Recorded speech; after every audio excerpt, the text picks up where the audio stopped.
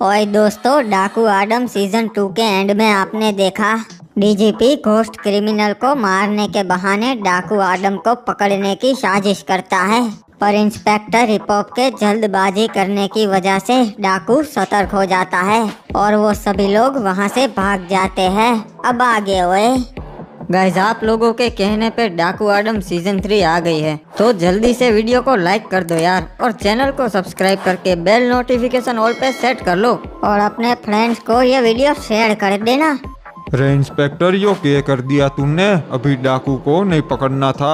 और डीजीपी साहब, यही मौका था, आपने साथ नहीं दिया, वरना डाकू आडम को पकड़ ले तो हम। अरे भाई, यहाँ उसके बहुत सारे आदमी थे, हम ना पकड़ सकते थे। तू थोड़ी देर इंतजार ना कर सकता था भाई? डीजीपी साहब, यहाँ हम बहस कर रहे हैं और डाकू हमारे हाथ से निकल रहा है, हम क्या करेंगे अब?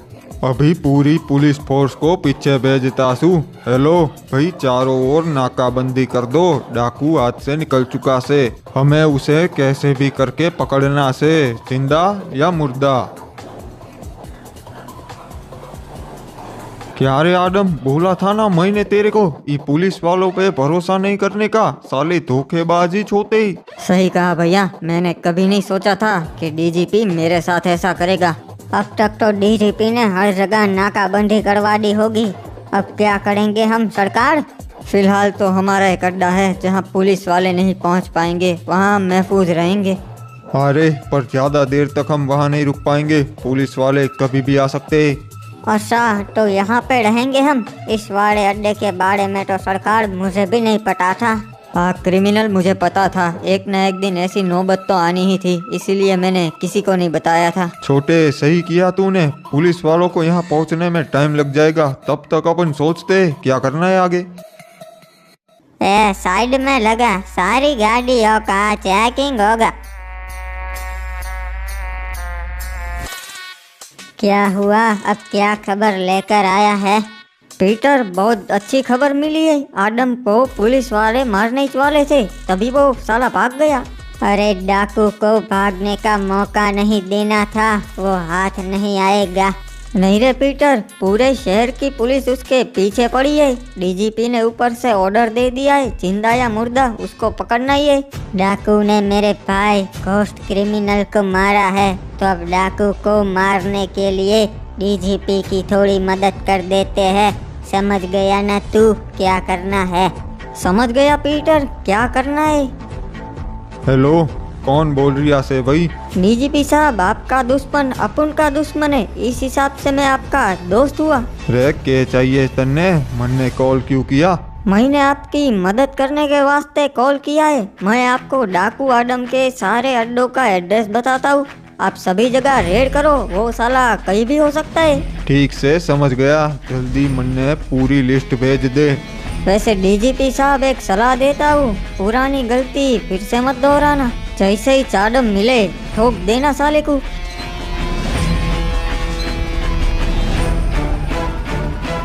अब यो अड्डा डाकू का आखिरी अड्डा बचा से, चलो भाई पूरी जगह छान मारो, यो उसका सबसे बड़ा अड्डा से, बहुत कुछ मिलेगो।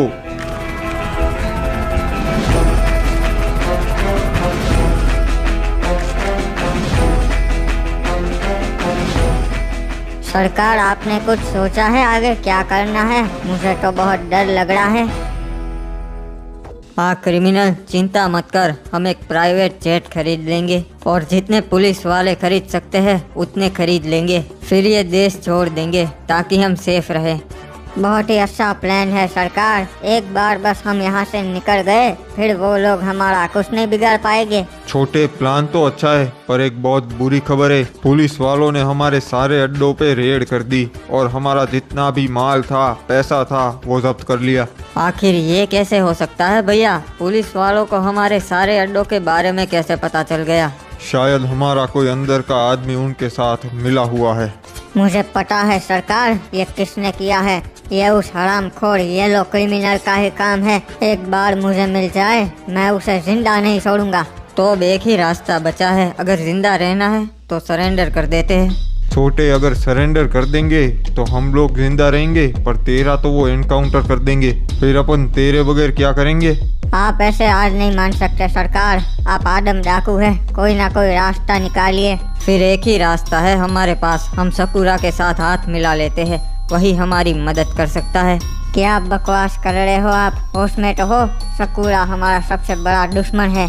छोटे, पर वो दुश्मन है, वो हमारा साथ कैसे देगा? भैया सकूरा बहुत बड़ा टॉयलेट माफिया है, शहर में उसकी बहुत चलती है, पूरी पुलिस फोर्स उसके नीचे काम करती है। मैं उसका बहुत बड़ा कंपटीशन था, उसके कमोड में उतना दम नहीं जितना हमारे कमोड में था। तो अब मैं सकूरा को ऑफर दूंगा साथ में काम करने के लिए। कमोड बनाने से बेचने तक सारा काम हम ही करेंगे।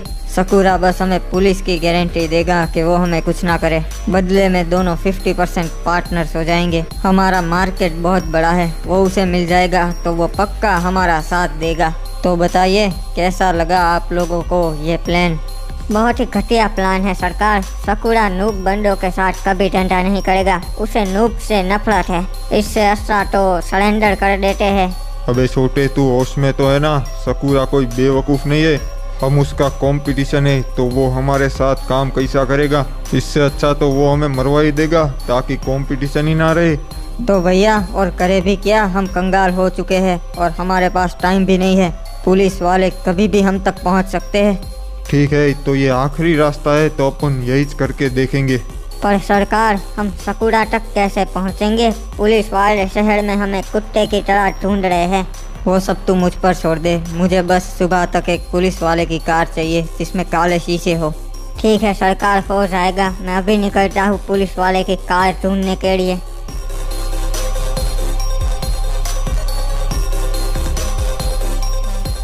ये लो सरकार आ गए, अब काम पे लगते हैं। सब लोग समझ गए ना क्या करना है? क्या हुआ क्रिमिनल, पुलिस वाले की कार मिली? हाँ सरकार, मैंने और पर क्रिमिनल ने मिलकर रात को कार छुड़ा ली और काले शीशे भी लगवा दिए हैं। छोटे, अभी सही मौका है, सकूरा से मिलने के लिए निकलो तुम लोग, क्योंकि अभी ज़्यादातर पुलिस प्रेस कॉन्फ्रेंस में बिजी है।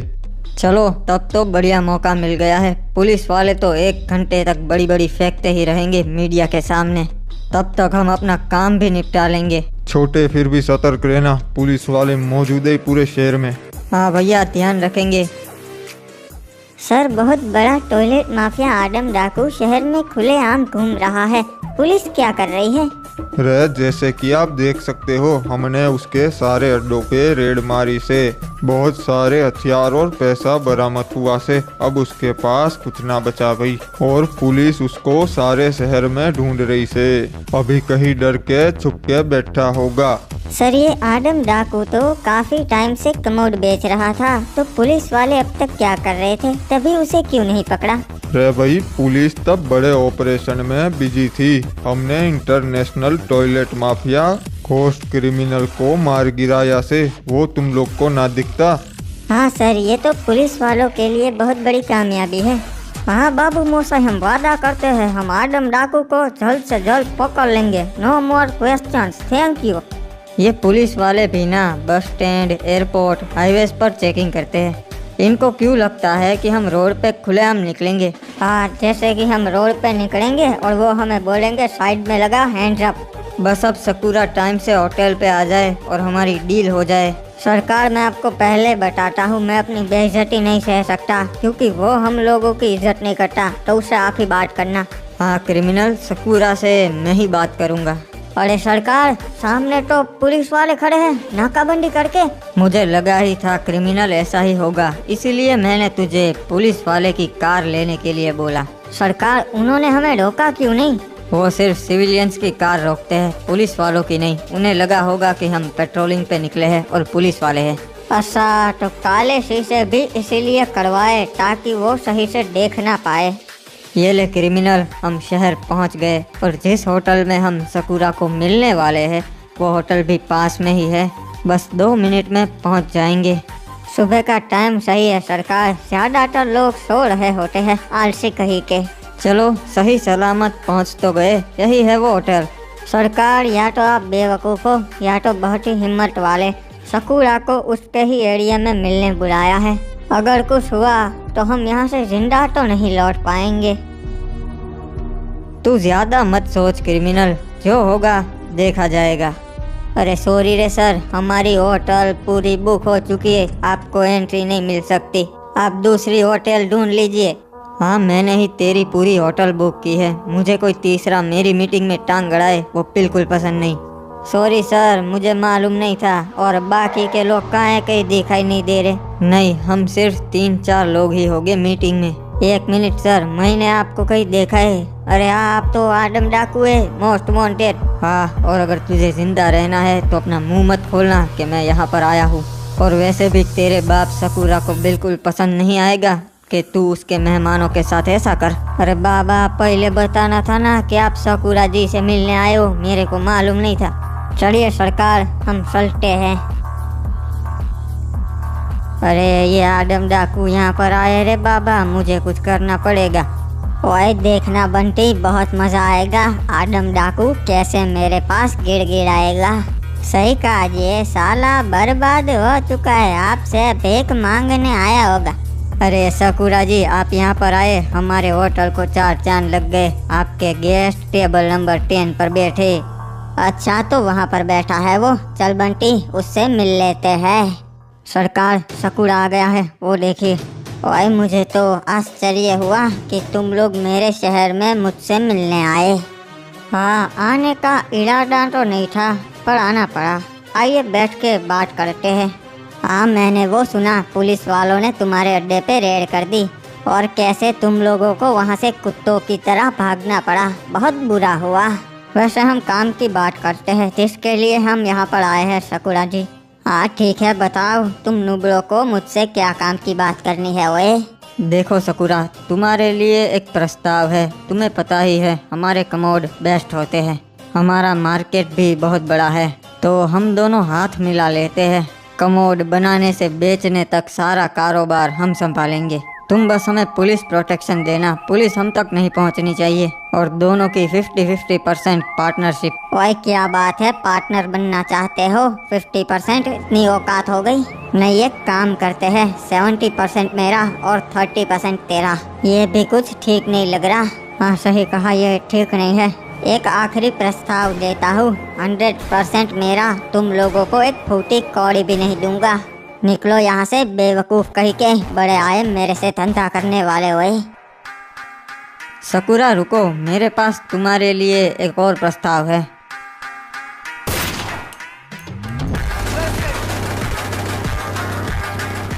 सरकार, आपने ये क्या कर दिया? पागल तो नहीं हो गए? सकूरा को मार दिया? हाँ, वैसे भी वो अब हमारे लिए कोई काम का नहीं था। अरे पर इससे क्यों दुश्मनी मोल ले ली? आप तो जानते ही हो इसका बड़ा भाई गोल्डन सकूरा है। अब तो हम जिंदा नहीं बचेंगे। आदम डाकू, आज तू नहीं बचने वाला। अरे वो 10 नंबर के टेबल पर बैठा है सर। अरे ये क्या, पुलिस वाले यहाँ पर आ गए। चलो अपने अपने हथियार डाल दो, घुटनों पे बैठो। सर गोली मत चलाना, मैं सरेंडर करता हूँ।